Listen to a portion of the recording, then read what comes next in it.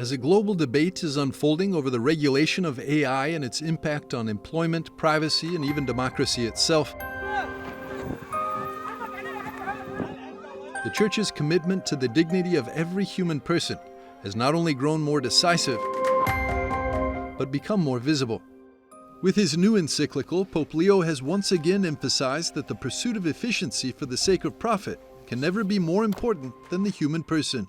A message that the Holy Father has been loudly proclaiming since his election, especially in meetings with political leaders and government representatives. It must not be forgotten that artificial intelligence functions as a tool for the good of human beings, not to diminish them, not to replace them.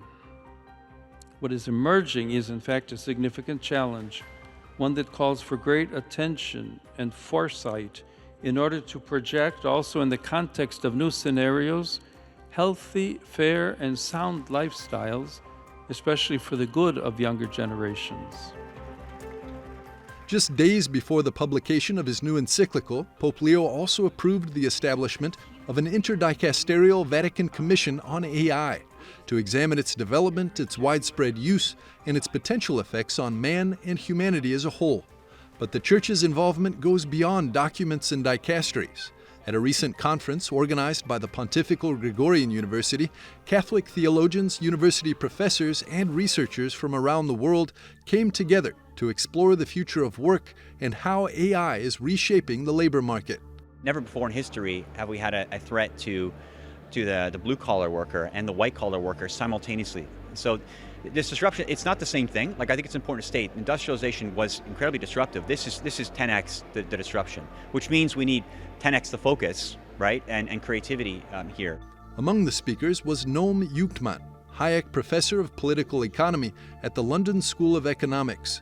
He explained that beyond simply weighing benefits and risks, it's important to consider another factor that comes with any new invention: the uncertainties that accompany it.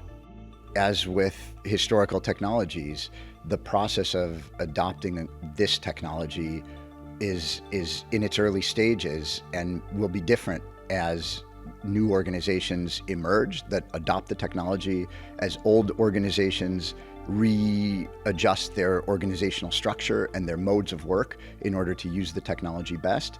And so I think we currently have a sense of how workers and firms are using AI in this infant stage, but we don't know what that means for adoption and usage in 2 years or in 5 years. Beyond concerns over job displacement, Yuchtman explained that some of its potential consequences are far more difficult to foresee, like its possible use by bad actors or in a military setting, as well as the long-term risks posed by so-called superintelligence.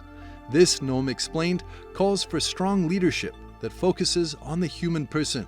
I think at the level of the organization, managers need to have some sense of why they do what they do, whether it's developing a new AI technology and thinking about the use to which it's put, and ideally having in mind uses that are sort of human focused and that solve human problems, whether it's helping to address questions about climate change and renewable energy, whether it's questions about solving, some of our challenges with human health and disease.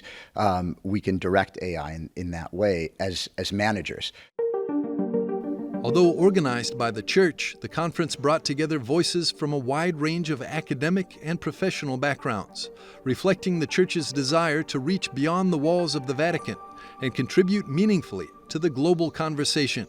Its message, found at the heart of its social doctrine and meant for all, aims to encourage everyone to place human dignity at the very center. Whatever faith you're from and whatever religion you're from, or even if you have no religion, I think you'd be foolish not to recognize that the Catholic Church has incredible reach around the world, including not just in the wealthiest societies on our planet, but also some of the poorest societies on our planet, and has a huge moral influence on the world. And I think if that can be put, to serve this technology in a way that, as I said in my speech here, makes us more human rather than less human, that's only a good thing.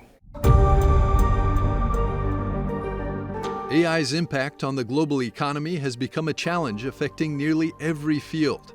It's a subject that Po Shen Lo, social entrepreneur, mathematics professor at Carnegie Mellon University, and former national coach of the USA International Mathematical Olympiad team, has traveled to hundreds of cities to study. Unfortunately, whether we like it or not, this entire world we have is interconnected. In fact, the things that are created, the products that are created for export or usage or whatever, in some country, actually compete in a global market with products from everywhere else. That's actually why I travel all around. Because as I see it, our economy is going to change absolutely fundamentally. Though AI has disrupted the world of work, Lo is not pessimistic about the future. He believes that small businesses can, in fact, thrive in today's fast-moving business environment and create new opportunities that benefit both producers and consumers.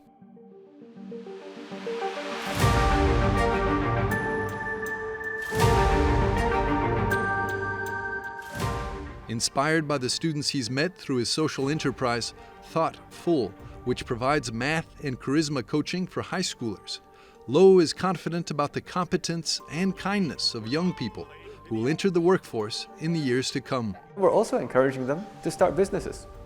Because I think that if we can have more businesses being created by people who actually have a mentality that they want to help other people, that can become much, much healthier as a general society.